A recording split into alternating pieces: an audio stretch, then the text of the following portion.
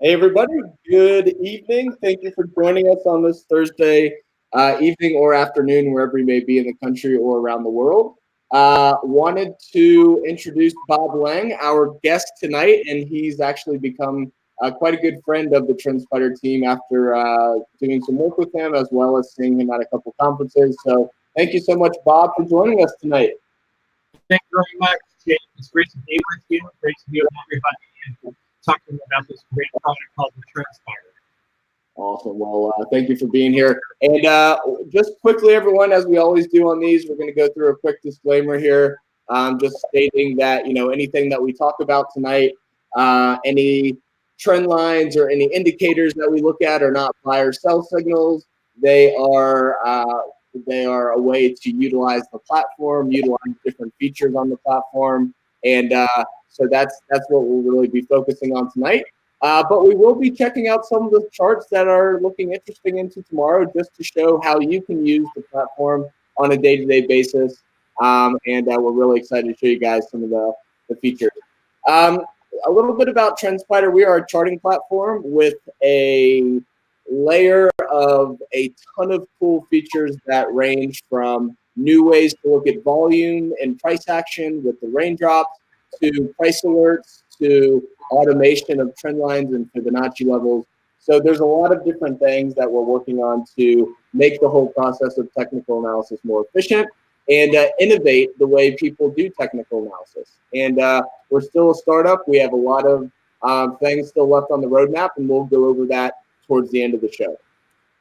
Some of the problems that we're aiming to solve for the typical trader out there doing technical analysis is, bias and curve fitting, hand-drawn inconsistencies, human distractibility, chart fatigue. These all fall under really the automated features that we have. So the automated trend lines, the automated fib level, the ability to overlay multiple time frames on a single chart, so you don't have to go through multiple charts to get what you're looking for.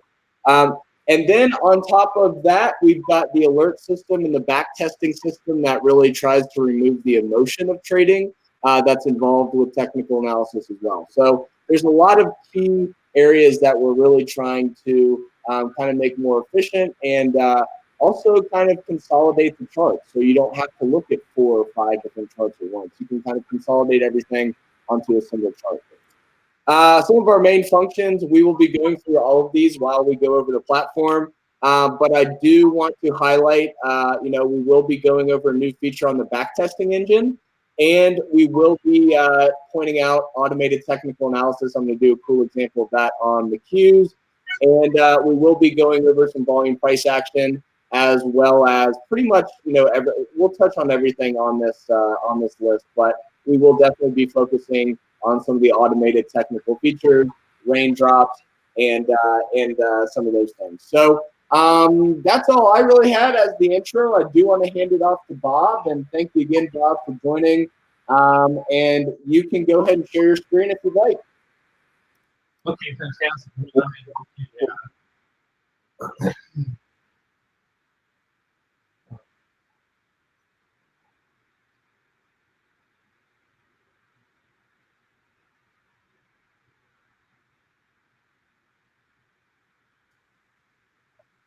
So if you go to the actions button at the top, the enable screen sharing. Yeah. Okay. Share screen.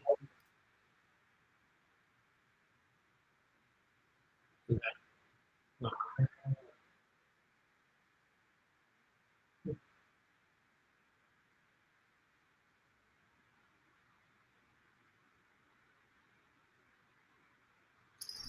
So you just have to make it allow us to share the screen.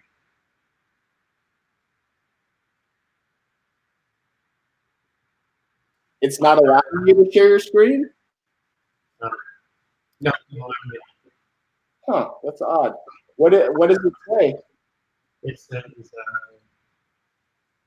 the must allow us to share the screen. Huh. That is very odd. Let's see here. If you want to, yeah, all right. Bob may sign back on here. So while he is doing that, I will take over and I will actually go first. So no problem at all. And what I'm going to do today is really focus on, oh, there he is. Bob back. There I am. Let me see if I can get the screen going here. No, I'm still getting the same thing, Jake. It's saying you have to allow Livestorm to share your screen on Firefox. Okay, so you're on Firefox. That's odd. Let's see. If you want to try to jump on Google Chrome, I can do my part first, and then you can just sign on after that. Okay, sounds good. All right, perfect. So yeah, we'll see you in a second, and I will start sharing my screen here now. All right, so Bob's going to try to sign on Google. I'm going to take over here and go over the SPY chart that we have up, and I'm going to go over a couple key points tonight with SPY. So one of these is gap fills. So gap fills are pretty much anytime you've got any type of price change within a period or a candle, whether that's a daily candle or a 2-minute candle. But there's a change in price between the close and the open of the next candle. And so what you have, if that candle doesn't fill the gap, you've got what's called a gap below or a gap above, whichever way the price goes. And if you look back since pretty much June, these gaps do fill, and the gaps generally fill. It's just a question of, how long do they fill or how long does it take? Not everyone will fill, but in this case, you can see these gaps have filled pretty quickly since, June. And so it's going to be interesting to see how long it takes for this gap to fill below. If we just continue to rip above and this gap doesn't fill for months or years. So we'll just have to see what happens. But the market has been a little kind of slowly grinding up. Let's put it that way.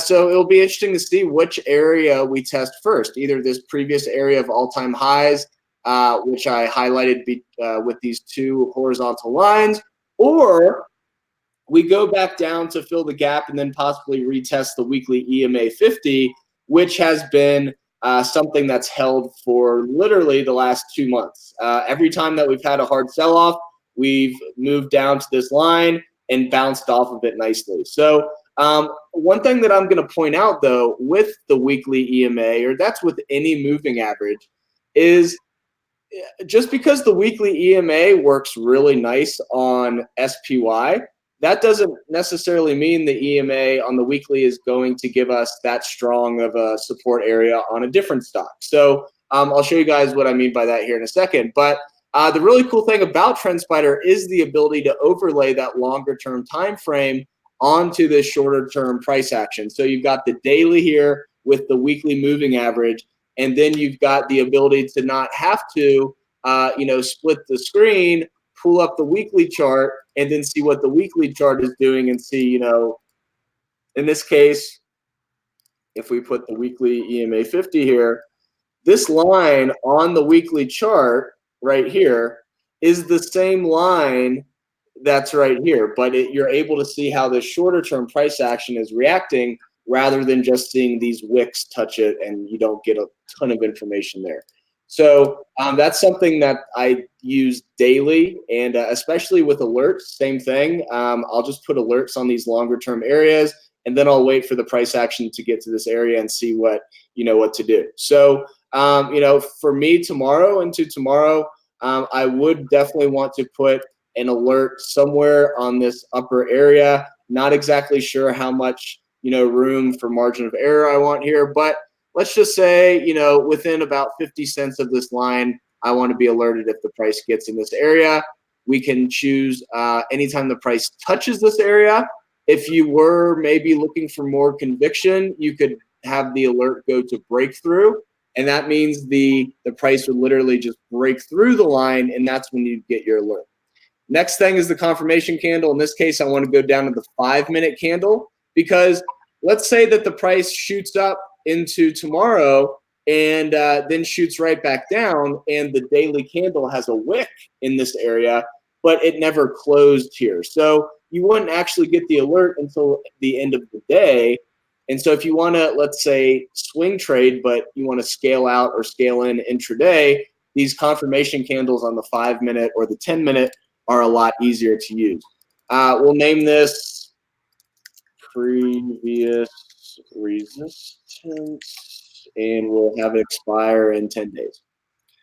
So let's say that the price does start gravitating towards this gap below. I'll put another horizontal trend line right here, and I'll be able to just double click that. If I want to make this, let's say, you know, a green line because it's below the price, you can just easily double click on that and change the color.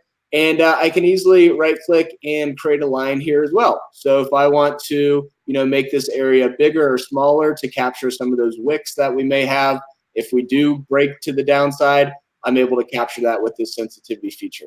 You can make it a lot bigger, but you know, that's giving you a lot of margin of error here. That may be too much. So I generally like to, you know, capture some of the area that the previous wicks have been in. Same thing, we'll do a touch. We'll do gap below and have it expire in 10 days. And, you know, neither one of these have to touch. The price could just, you know, meander in this general area and between these two lines. But, you know, sometimes the market, as shown lately in the last couple months, can move very quickly, even intraday. So, you know, for me, these would be the two areas that I'm watching. Everybody else is going to have a completely different area that they're watching. But this would be a way, if you were a trader doing technical analysis on TrendSpider, how you could utilize the platform to get ready for tomorrow's trading. Hey, Jake, I got a question for you. Yes, sir. So you said you would be looking to buy on the downside that line right there, was it around 295 or something like that? Is that your buy point? And then you stop right below it? Is that what you're saying? It wouldn't necessarily be where I buy. In this case, it would just be kind of an alert like, hey, the price action's got here. It's time to look at the screen all day. Because for me personally, you know, when I am working all day, I don't have time to stare at the chart. So when I get this price alert down here, I am more or less kind of looking at the price action, seeing, hey, is this a big sell-off? Is this just a quick little drop? Not necessarily, you know, my buy or my stop loss or anything like that. So what I found interesting was when you put those raindrops on there, those were really great signals. Yes. No. Transitions, right? Those are those little transition signals. That was those are I've been using those a lot lately, and they've been giving really fantastic signals up or down. So there you go. There's one from last week. It looks like it was Friday, right? It was very interesting because yeah, last Friday we closed with the blue raindrop, and you can see that we gapped up, and that was the gap up day's close. And the same exact thing happened on September 5th. You gapped up, had a little consolidation, then you grinded higher to the top of these levels to retest all-time highs. So it'll be interesting to see if we kind of have this area of, you know, consolidation or just kind of the market figuring out what it wants to do. And then, you know, we may grind to retest these areas above. We'll just have to see what happens. But the blue raindrop definitely can be a kind of a reversal indicator, not necessarily used just by itself, but it can definitely be used nicely in conjunction with all the other things people use when trading, such as indicators, moving averages, that type of thing. Yeah, no, this is one of those little hidden gems in TrendSpider that is just nowhere else. I mean, I don't think I haven't seen the, you know, and listen, you know, as we trade options, Jake, I need speed, I need quickness, I need something to give me answers real fast so I can jump on board at a trend. And this is where it's at. This is what it's all about, because I can get a quick answer like within seconds, if minutes at the longest, seconds at the shortest, and that could be the difference of getting on a winning trade and being late and end up being losing. Right? Well, I know you guys traded Amazon this week, didn't you? Yeah, we did something with Amazon. Let me try one more time to see if we can get in there. You know, if this doesn't work, I don't have the Chrome, Jake, but if this doesn't work, that's fine. I can just kind of talk through it, and you can probably just, you know, put the lines up there and put the indicators up there, and we can work off of them. Is that all right? Perfect. Let me try and see if I can share my screen first.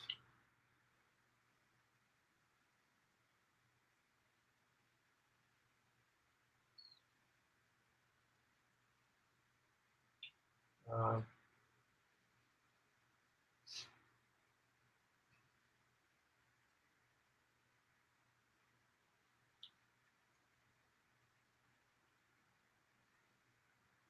still kind of getting the same. Oh, well, you can walk me through the chart. We can do it that way too, just as easy. So, one thing before you start, and we'll go to your chart here in a second. But one thing I wanted to show you here on the Raindrop, which was really cool this week, you've got this huge falling wedge. You finally have this breakout, and you can see on the Raindrop how much volume is focused at the top of the high of the day. So you can see during the second half of the period, almost all of that volume was focused near the high of the day, and most importantly, above this resistance trend line. And then you had nice continuation the next 2 days. So Jake, if we can go back, expand it out a little bit more. There we go. Perfect, right there. So what's it? And I drew the same. I looked at it and the lines. I had the lines draw the same exact chart on mine. So you know what, we're really totally in sync here. Once that trend line was broken, what I like to do is I like confirmation. I like to see some conviction, some confirmation the next day, right? And if you get a break above a triangle or a consolidation, sideways consolidation or something like that, you've got to see price action the next day. If it's to the upside, you got to see a higher high and a higher low. If it's to the downside, you got to see a lower high and a lower low. So in this particular case, you can see yesterday's candle was important. Today was good, but yesterday's candle was the most important one. The Raindrop there. I know it was a red, but you can see what you were talking about is that fat volume on that particular day. And that was a key day, even though it was down on the day or slightly down on the day, it was red, but it doesn't matter. I mean, that's what I'm looking for. For everybody out there, if you know me, I'm a swing trader, position trader. I don't like to day trade. That's not my game. Some people like to do that. That's not my particular artistry. But I want to get on trends that last for multiple days and weeks. And when the market is affording us an opportunity to do that, I will be more comfortable in staying on a trade like an Amazon. Like for instance, so Jake, I don't know if you saw, we closed out an Amazon trade, the longer term, I call long term, December. We had some 1,800 calls, which we bought last week. And that was based on a higher low off of the chart, and those 1,800 calls went from 50, expensive calls. They were $53. We sold them out at 72 today. Nice. Yeah, it was pretty decent move over there. But we rolled them up to the 1850 strike, and so what do we close at 1794 or 1793 or something like that. You can see why I've kind of targeted that area, right? I mean, you look at 18, you can see on that trend line that right below your cursor. Oh. Or actually, it was right below. It's just to the left of your cursor over there. You can see where the 1850 comes in. Once we pass it right there, right around. I'm not sure that is that 1850 right there. Yeah. So once we pass that area, it's going to turn the chart decisively bullish. It's modestly bullish right now, but once it gets above that line right there, we'll be making a run towards that gap back in July. That was the earnings gap right there. So we'll make a run towards that, and that's what is it, about 1970 or something like that, 75. Yep, something like that. Let's see. So yeah, this has got all the makings of a good trade opportunity. The one we did yesterday, You can, if you go to where I looked at, Jake, was the on the I looked at the 15-minute and the hourly chart. Now I look at those intraday charts, like an hourly or a 15-minute chart, only when I'm looking at making a trade intra-week. So if I'm doing a trade on a Wednesday out to a Friday, like I did yesterday, I bought these 1,800 calls yesterday at about $3.50, $4. The stock was around, I want to say 17.70 or something like that. So it was $30 out of the money. It was a good 1.5%, almost 2% move needed to get into the money. And you can see on the hourly chart, it was really, is that the 15? The 15-minute chart, that's fine. Hourly chart is good. The hourly chart really showed a nice trend from continuation from last week. And you can see that you know, higher highs, higher lows, and higher highs. And then once we broke that, you can see that we isolated on that 1740 break, 1745 break. Oh yeah, right here. I see it. Yeah, you can see that, right? So right there, once we broke that, I felt very comfortable getting into a trade. Now, obviously, at that time, I had to choose what am I going to go with. So I have to think about, all right, well, how much time do I have? I got 3 days, 3+ days. Not a whole lot of time. Volatility is down, so the VIX was already down around 14 and a half. So I know that's not going to, you know, a big erosion in volatility is not going to happen. So I'm not going to get a big explosion in the price of the stock. So I and the deltas were pretty substantial. So that means I'm not going to get a humongous move in the options because the options are priced pretty heavily. So I took something that was maybe about 2% out of the money, and 1.5 to 2% out of the money, and just I let it go. And we caught more than a doubler on those today. We bought 3 and change and sold some 8 to 9. I had mentioned that Jake on Twitter yesterday, and that we piled into these things, and you can see just looking at the candles that Jake put up there, you know, with higher highs and higher lows. This is that last bar looked pretty ugly, but still, you know, I mean, we still have another day to go, and I've got a couple of calls still open, but I've already got my costs out. I've already made money. If these go to zero, I've still made money on these things. Nice. So I think by and large, Jake, if we take a look at that, on even at that hourly chart, you can see some familiar bullish patterns here, right? Do you see an inverse head and shoulders here? Yep. Yeah.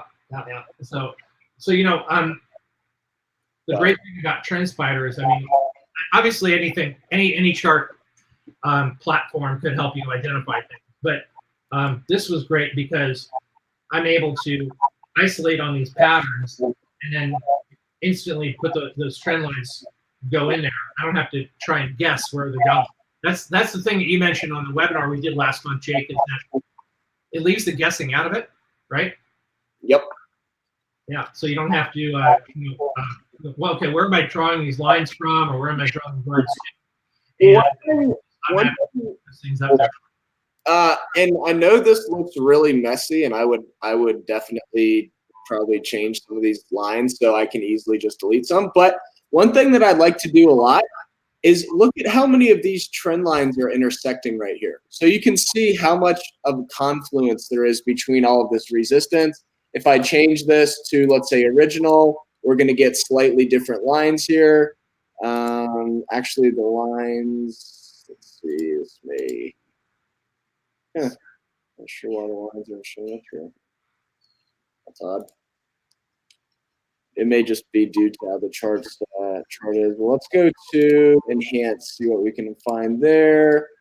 Respect, we'll ignore gaps.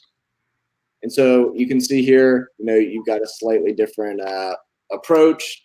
Let's go standard. Sorry, that's what I was going for. In this case, I turn on standard lines. You can see a slightly different kind of lines here. And the point is not to just have all these lines on the chart. It's to give you ideas. So for example, you know, let's say we go to QQQ, just a random chart. And without me having to do anything, the system is finding these lines that are possibly of interest. Now, these aren't the only lines on the platform. If you change this from standard to enhanced or enhanced to original, notice how you're going to find different areas here on the chart. So it's completely flexible. It's a way to make everything a little more efficient. So for me personally, I just went on original. I found an interesting trend line I like. Maybe I think the price action is going to fall back down to this line. I go on, create my alert, however much price action I want to kind of take into account for like wicks and that type of thing, and name it support below, have it expire in 5 days, and I'm done with this chart. I'll move on to the next chart for the day. Perfect. So, what I was gonna say, Jake, it's interesting.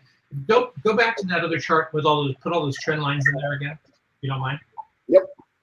And the important thing that you have all those trend lines on is what Carolyn talks about when she does Fibonacci. Carolyn Barone, a lot of people know her, good friend of mine. They cluster. When they're clustering, those are important reference areas. And if you're able to find those areas of those clusters where these trend lines converge and or merge, you have reference points as to where it's time to add or where there is time to leave the trade. So that's extremely important, valuable information to have all those trend lines. I mean, I've seen charts and I've drawn them myself, Jake, where I've got lines everywhere. I didn't know where the hell they came from or why I drew them. But the TrendSpider system is really great because it will do all the work for me and do all the heavy lifting for me. I don't have to worry about that. Yep, and so I go on to the daily, right? The daily chart's got all of these trend lines shown up that I don't even have to think about, right? So without me having to think about anything, I've just found this kind of pretty crucial channel or kind of symmetrical triangle that the price action on the Qs is trading in now. So it's really powerful, and it's really there to save you time, remove some of the bias that you may have, remove some of those inconsistencies that you may have after drawing 10 or 15 charts at once. We can go, and the cool thing is, let's say I just go to a watch list. So let's say I'm looking at all the stocks in the S&P 500.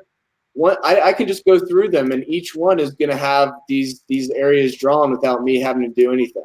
And one thing that I want to note here is, these lines right here, these lines are kind of irrelevant right now because you can see this vertical area. It says timestamp. The last time the systems looked at this data was September 12th. Well, so none of this price action to the right here has been taken into account by the system. So I need to refresh this, and you'll see now I've got a completely different kind of channel that the system is finding based on this new price action. So it's really useful to be able to just switch through charts, see these areas. Same thing here, right? A and B hasn't been updated since September 12th. I go and refresh and lock, and we've got new areas that the chart's automatically finding without me having to do anything. I can switch it up if I want to go to enhanced settings. I can find different areas. So it's really an idea generator more than anything. All right. Anyone have any questions while we kind of are transitioning into a new topic here in a second? Any questions? Bob, I'm not sure if you've seen this new feature, so I'm pretty excited to show you, honestly. Lay it on me. All right, so let's go to NVIDIA, and you'll see we've got this crazy looking like cloud here. Now this cloud, let me just remove it, and we'll kind of start from scratch. What that cloud was part of the backtester. And so let's just go and test a very simple strategy. We'll do the MACD cross, right? So we'll go to the daily, this little D, turn that on. That turns on the MACD here. And what I want to do is I want to test every single time the MACD fast has crossed up through the MACD slow. So this blue crosses up through the yellow. Instead of me going through and drawing each one of these little circles, the system's going to do all this for me without having to do anything. I just need to put in a couple conditions. I've already actually put these conditions in. MACD fast, crossed up through the MACD slow. If you guys want to see how that works, you just go to parameter, condition. We're looking at an indicator. That indicator, the first one we are using is the MACD fast.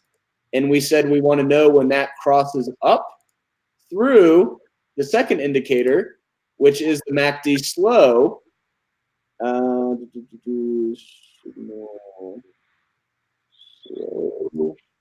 And then let's say that we want to test this after maybe 15 candles. What we can do is, if let's say that I wanted to maybe back test this and say, I want to know what the return was after 15 candles, or I also want to know, any position, but I want to have a stop loss of X%. So you can create these flexible conditions in the back tester to really simulate a trade that you could do on any condition that you create. In this case, we're just going to test the fast crossing through the slow. You'll see here that we'll get some data. The mean trade return is 1.56% over 64 positions analyzed over 8 years of data.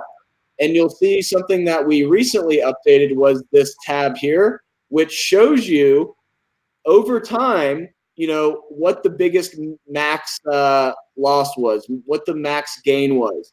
And then you can see here the number of wins. We had 40 wins versus 24 losses. So, this was a winning strategy in regards to winning more than losing.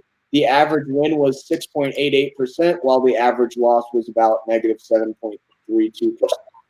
So you're able to, we do not have options pricing history yet. But that would be something that when we do update the backtester more in the future and get options pricing, that would be something we may be able to do in the future. But for now, this is just on common stock pricing, Forex, crypto, all the available data we have. Hey Jake, can you? I want to show everybody a chart that I swear we looked at it when we were in. We looked at this chart in New York. I looked at it prior to coming to New York a couple weeks ago. We were, for everybody's reference, I know some people in the room were there. We were in New York from September 29th to 30th and October 1st, working together. We did a trading event. And, the markets were really, really wobbly and shaky back then. They still are a little bit, but not a little bit. We have a little bit more confidence right now. But Jake, there's one chart in particular, which we isolated in New York, that a lot of people in the room made a lot of money. One of the reasons why is because we got a good signal on here on TrendSpider. I looked at it before we came. Why don't you put up Roku? Oh, Roku. On the daily chart with the raindrop. All right. Wow, Roku just continues. So look at the blue. You see the blue raindrop on the 26th? Yep. And look at what it did after that. I mean, the markets were getting pasted on the 27th, and on the 30th it was up, and then it was down. But look at the move that it made after that blue raindrop. Wow. So what is that? About 40, almost 50%? Yep. In 3 weeks? Are you kidding me? Not too bad. Not shabby. So you know what? A lot. I mean, that in and of itself, just that one trade just pays for everything. It probably pays for 25 years of TrendSpider. Yeah. No. I did you guys play the options or the common stock? We played the options on that one. Okay. And we, mind you, a lot of the guys in the room got on the name back then, and I of course I had that big move just a couple of days ago, and actually a pretty strong move today, right up through 139. So, I mean, I don't, I can still see it moving quite a bit more and probably going up to fill that gap. which is looks like under 150. Right around here. Yep. Yep. I'm looking at my chart as well too. What is that on the 17th? Yep. Yeah. So I mean, you've got relative strength is really super right now. It just broke above the upper Bollinger Band for the first time in a while. Now, if you remember, if you throw the Bollinger Bands on there, and you can see the last time it broke above the Bollinger Band was last earnings report in August, and then you can see it got out of that Bollinger Band 4 days in a row, and you can see how far that stock moved. From August 8th, 9th, 12th, and then right. So that stock, when it gapped up, you might have said, "Oh, damn, I missed it." From 121, it went all the way to 130, 138 in about three following days. So this is what I need to see when I'm trading options over here, because these options are always so expensive because the implied volatility is high. It moves like a stallion. Look, you can see the moves up and the moves down are just they're just spectacular. So the market maker of options is going to make you pay up for those options. They're going to make you pay to play the volatility. If you want to get on the roller coaster ride, or you want to go on the merry-go-round, I think most people, when they're playing Roku, they're on the merry-go-round, not the roller coaster, much like they're playing Tesla or Beyond Meat or something like that. So, but you got to pay to play, and this one, if you follow the chart patterns, like I said, this particular one was pretty good to read just a couple weeks ago on the 26th. You could have made good money. Oh man, that was a massive move. One thing I want to mention here, if we turn off the Bollinger Bands for a second and just let the system look at some trend lines here, it's really interesting to see the area that we just broke out of. So we've got some of these lines here that may not be that relevant. Let's get rid of some of these. But the main one that I want to kind of look at is this one right here that's been resistance and now clearly a breakout. And you can see here on the raindrop, let me just make this red for resistance. But you can see we had some nice volume above that trend line as well. So you got a lot of that volume near the high of the day into the second half of the period. So this definitely, could continue up, as you mentioned, with hollow candles. We can kind of identify that gap a little better. There's still a very small amount of the gap left right around there. So yeah, it'll be interesting to see if that continues up. And you can see the system found another trend line here.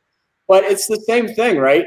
These trend lines were generated on September 14th. So these are trend lines that were made relevant almost over a month ago.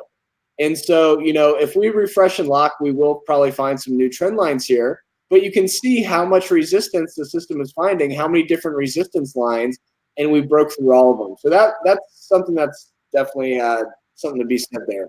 Hey, Jake, could you put the raindrops back on one more time? I had a question for you on the.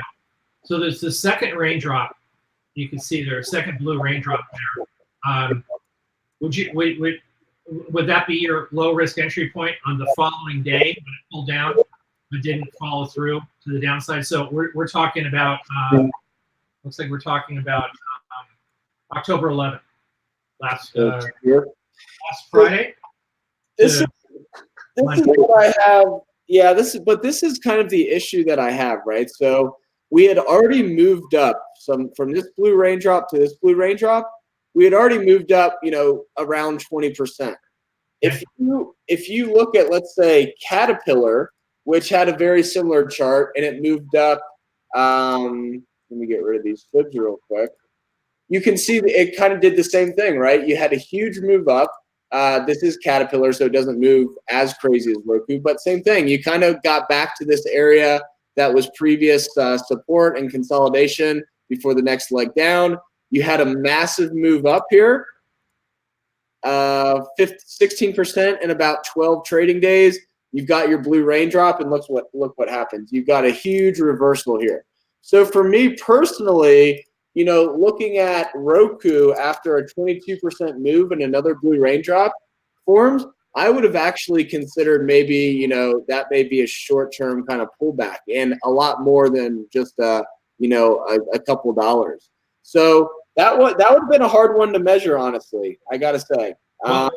Well, as I said before, as we first discussed when I first got on here, confirmation is the key, right? So if we had a second down day, if you go back to that Caterpillar chart, you had a second day in a row, so that pretty much violated your bullish thesis.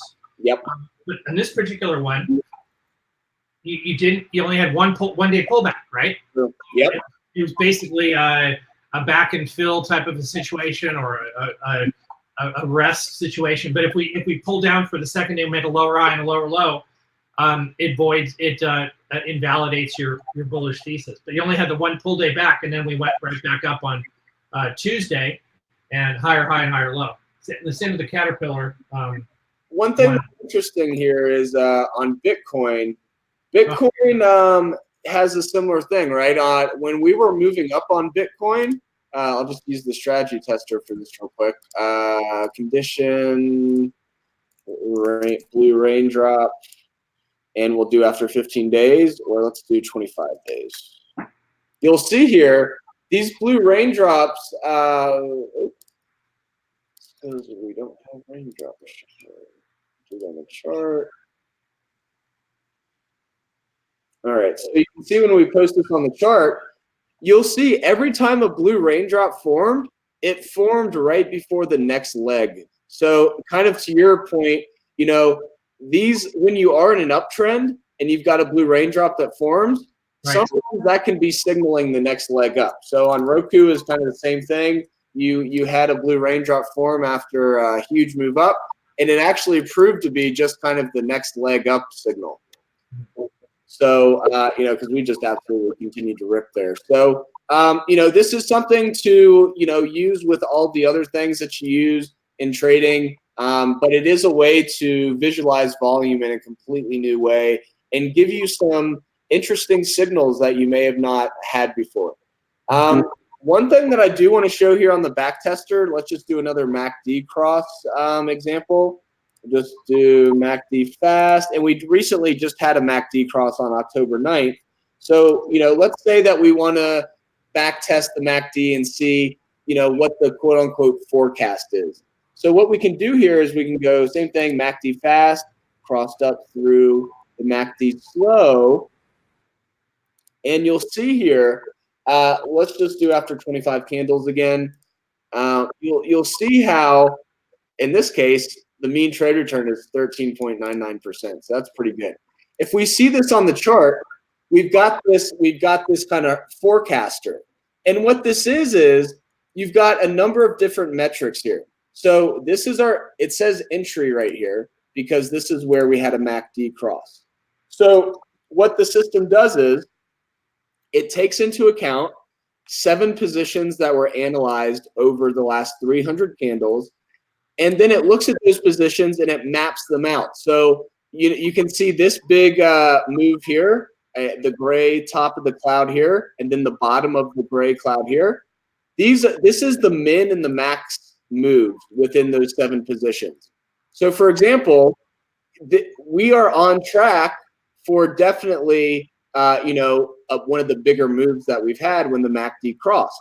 So if you've ever, let's say, looked at a hurricane map and they've got the hurricane at spot A, and then they map out where the hurricane could possibly go based on probabilities, this is kind of the same concept where we're just mapping out what the mean trade return, what the median trade return was. So if we turn all of this off, you know, this is, we'll start with this. We've got essentially what is the mean change. So this is after 25 days, this is the average return.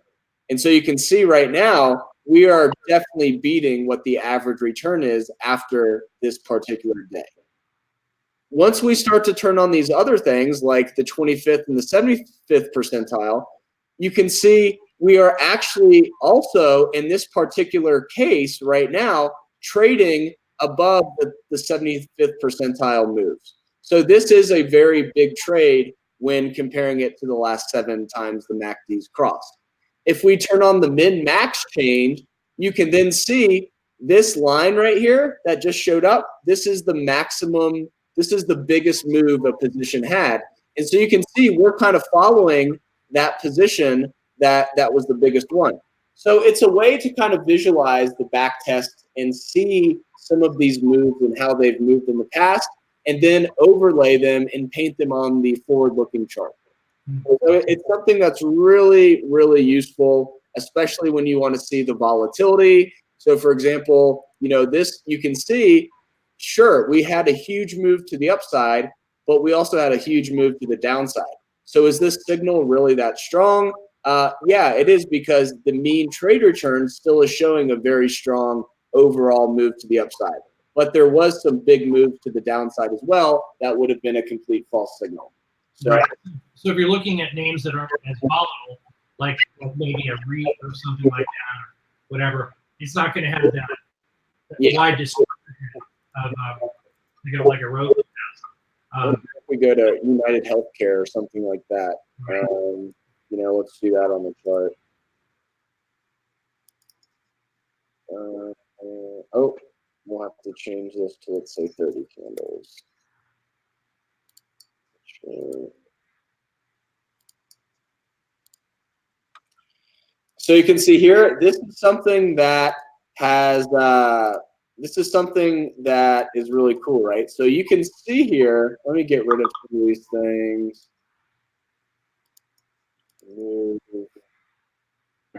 But what you have here is, this was the last time we had a cross. So notice that we also had a MACD cross here, but we were back testing after 30 days. So it didn't take this cross into account because this 30-day back test was still going on.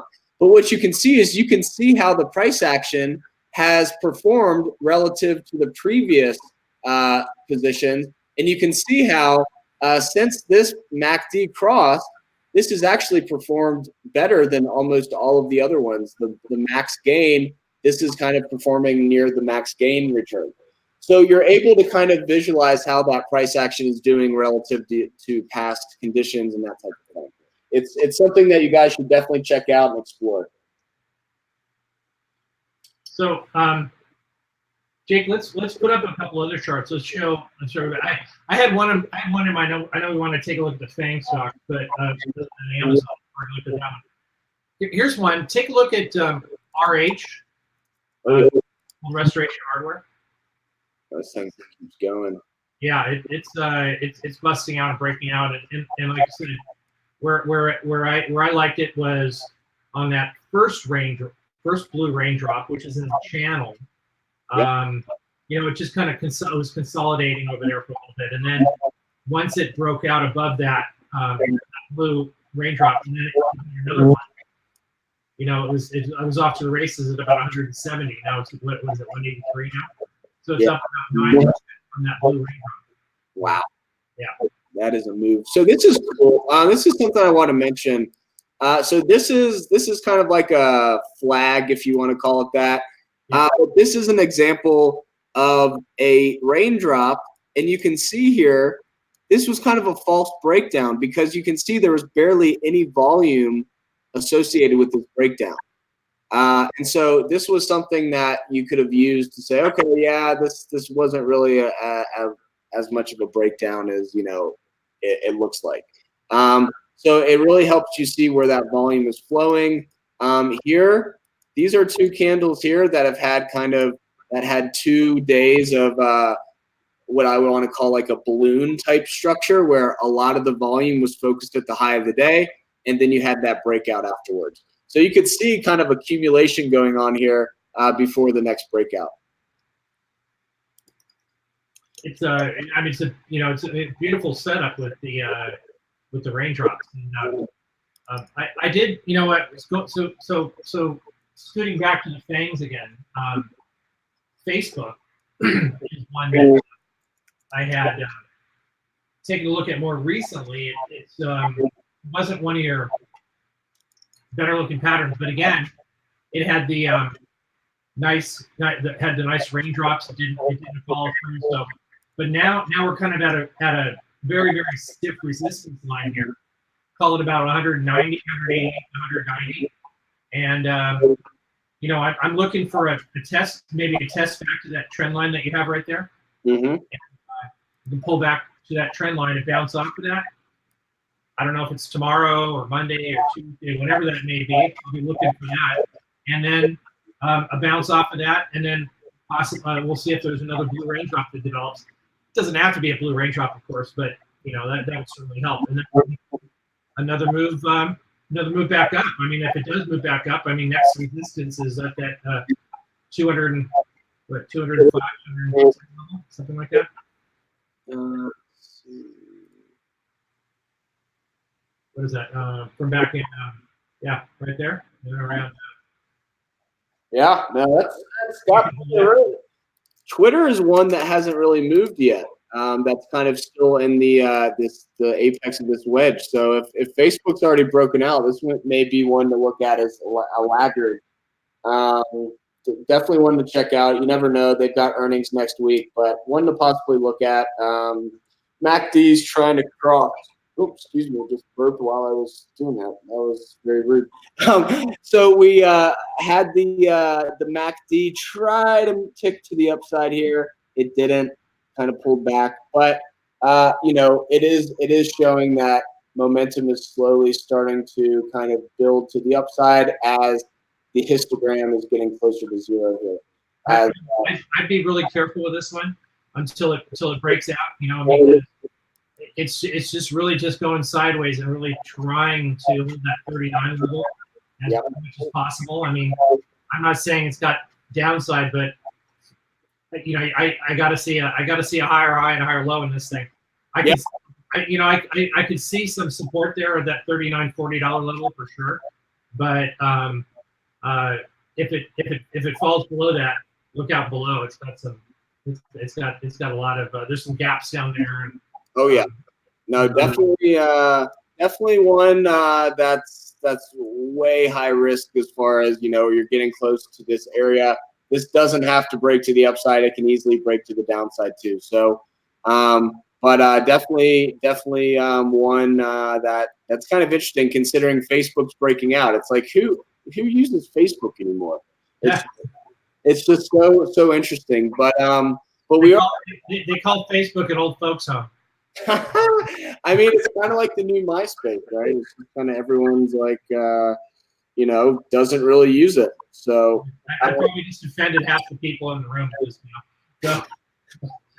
There's nothing wrong with Facebook. It's just definitely, you know, if you're on FinTwit and wanting to look at cool content from stock charts and that type of thing, or, you know, any type of price action, crypto, ETFs, you know, Twitter to me seems to be the most active. You just don't have that on Facebook, so I could be a little biased, but So Jake, one of the charts that I've looked at most recently that really has cause for alarm is one that I did back in July. Trade that I did back in July when you and Dan and Brad were in Chicago, and I met you guys on the Snap. Look at the Snap here, and you can see it's completely the opposite of where it was in July, right? And it really looks to me it's probably got some downside here. I mean, without having any bias, I like Snap. The earnings were really good, but the chart has to tell you the story. And what it's telling me is that this stock is weak. It's weak because people have been selling it, and they're selling it for a reason because they think their earnings are going to be crap next week. And even if they're not crap, even if they're okay, I think that people have sold it over the past month and a half, and you can see when it peaked up there at $18. It's been straight down like a torpedo since that peak at 18. It's down. What is it down? 40%. So I mean, listen. You know what? You got to listen and pay attention to what the market's telling you, and it's weak. So if you put some of the trend lines and the indicators up there, I suspect it's probably just sliced through them like a hot knife through butter. Look at that. I mean, It's actually it's interesting to see. That's what I love about the trend line feature. It's kind of, these are some interesting areas that the system's finding that are kind of finding support at the moment. But if those broke down, this previous area of resistance is going to be the next area, I think, below. But yeah, no, that's right. There's a lot of areas down here that, if this breaks, watch out, as you said. So one of the reasons I like to use TrendSpider, among other tools, this is one of my key tools in my arrows in my quiver, is because I even if I'm biased about a company, I can't be biased about a trade. I have to be as objective as I possibly can be, without any emotion, without any subjectivity, without any feelings. Just let the chart tell me where I think the next move is going to be. And I said I'm looking at the chart right now, and it certainly doesn't look. If it doesn't look bullish, it's probably bearish, right? If it's not one thing, it's the other. And we can all make an argument and try to justify a trade or a position that we have. But if you do that, you're adding emotion to your trade ideas. And this is an element that, in all logical senses, really illogical, and it's not rational. You won't make informed, good decisions. If you're in a trade, look, I would tell people this, Jake, all the time, is that if you're in a trade and you say to yourself, would you buy it that day? And if the answer is no, why would you hold it? Right? Why would you, there's no reason to be holding it if you don't. If you would say to yourself, no, I would never buy that today, but I'll still hold the trade that I bought 3 weeks ago. Oh yeah, no, it's true. No, that's a great point. I haven't even thought of that before. Just kind of put yourself in that position for the day, and and how to remove the emotion. That's the biggest thing with trading, is removing the emotion, removing the bias, and if you can do that, that's the first step to success. But we are getting close to the 1 hour mark, so I do want to go over just quickly the roadmap to end off the presentation here, and thank Bob again. But it is Q4. This year flew by. Wow. So this quarter, we're really going to be focusing on our scanner and our watch list alerts, as well as adding some good functionality on the user experience, being able to draw to the right of the chart, being able to drag the chart a little easier, as well as just expanding on what we already have, and just continuing to make the experience more innovative, and just something that's really unlike anything else you've tried out there.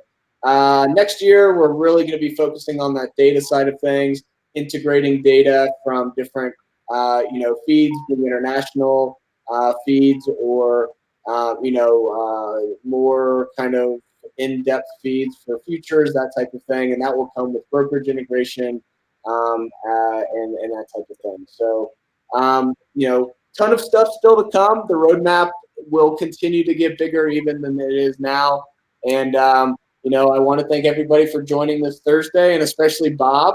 Thank you so much for jumping on today and checking out some charts with us. Thanks very much, Jake. I really appreciate you having me on with you and sharing some knowledge with everybody. I hope everybody's a little smarter now than they were about an hour ago. Hope they are. Always good to be on with you and Brad and Dan. And I hope everybody gets a chance to use the TrendSpider. It's one of the best tools that I've found, and I've been trading for 20 years. It's one of the best tools that I've found, and I've seen them all. Jake, it's no lie. I've seen them all. I've tried them all, and some were good and some weren't so good. But this is by far one of the best tools for me as an options trader. So. Well, thank you, Rob. And if anybody wants to learn more about options, I know we focus on common stock and more the ETF side of things. But the thing about options is most of the time you got to chart out the common stock to kind of get an idea of where the options price may go. So if you do want to check out Bob's website, explosiveoptions.net, we'll get you there, and just follow him on Twitter. Bob, can you remind me of your handle? Is it Aztecs? What's the yeah, Aztecs99. Aztecs99. So if you guys want to check him out on Twitter and follow him there as well, you can learn a ton. I follow him every day just to get an idea of what they're looking at, what they're thinking is bullish, what they're thinking is bearish, and it's always cool to see their ideas. So if you do want to try out the platform, start a free trial, you can use the coupon code BLANG, or if you want to just say BLANG for 20% off. I think that's supposed to be BLANG20. But you can go and you can go online and get that for 20% off. Let me confirm that. Brad, can you confirm that on your end if that is the coupon code? I'm pretty sure it's BLANG20. I missed the 20 there, but yeah, definitely. Please, if you guys do have any questions about the coupon code or BLANG20 does not go through, yep, there we go. BLANG20. BLANG20 is what you want to use. I just posted that in the chat. So for those that are watching the recording of this, the coupon code is BLANG20, not BLANG. So that was my bad. But definitely, please, if you guys have any questions using the coupon code BLANG20, please reach out. But we're very happy to have you guys on. Check it out tonight. And I'm sure we'll have Bob on soon. And hopefully see you soon, Bob. Are you going to Vegas for the, what is it, the Traders Expo? No, I won't be in Las Vegas, but I'll be in Florida in February. So that'll be my next. I'm taking a little bit of a break for a couple months, but I'll be back. I'll be in Orlando for that show in Florida. So hopefully you guys will be there, and we'll get a chance to hook up again. Awesome. Yes. No. Definitely. And this is the coupon code you guys want to use is BLANG20. And Bob, what do you think tomorrow? Red or green? Yes. Yeah. That. You win with everything on that answer. We're gonna be red and green. I don't know. It's gonna be an interesting day tomorrow. There's a couple of earnings reports coming out in the morning. There's American Express, Coca-Cola are coming out. So those are two of the Dow stocks that are coming out. Schlumberger, Synchrony Financial is coming out. And then we had some earnings out tonight. I had a couple of plays, Jake, on Intuitive Surgical. That was a good one. ISRG. Nice. That was another one that caught my eye on the TrendSpider last couple weeks ago. Take a look at guys. Take a look at that one. That had a blue raindrop about 2 weeks ago, and you can see that. And then once it crossed that 530 mark the other day, I felt pretty comfortable with it. So 529, 530. I think it's up to might be opening up around 550 tomorrow. So might be up to $20 tomorrow. And then what was the other one?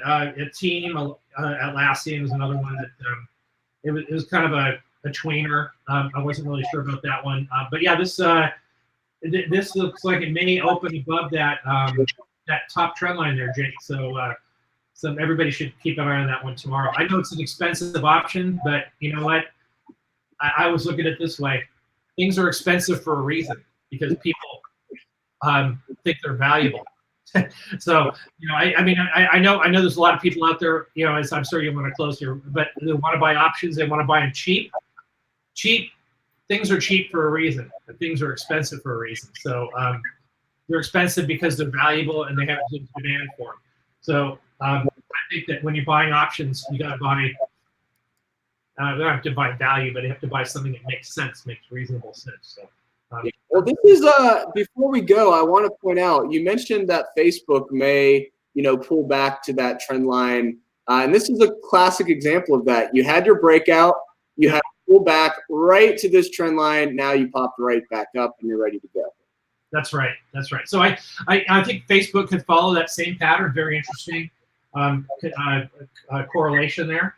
So yeah, if we get pull down to that trend line and then pop up. So if it does, say for instance, if it's down tomorrow, right, and then it comes down to the trend line, that makes today's high extremely important. What is that high today? It's around 191.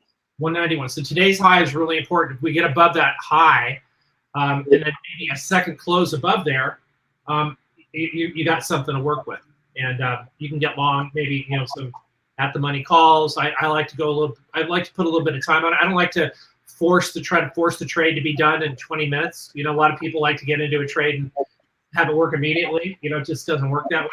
But and you can get into something on a swing trade maybe 3-4 weeks out, and and just ride it out. Yep. No, absolutely. So be interesting to see if we continue to just go straight to the moon or pull back and then go up, or just you never know. So Facebook will be a fun one to watch into next week. And again, I want to thank everybody for joining tonight. If you want to check out TrendSpider and you have not done so yet, get a free trial and type in BLANG20 for 20% off when you do decide if you'd like to move forward or not. So once again, explosiveoptions.net. Bob Lang is the founder, and thank you so much, Bob, again for joining, and I'm sure this will not be the last time you are on here. Thanks, Jake. Have a great weekend, everybody. You too. See you guys. Everyone have a great night.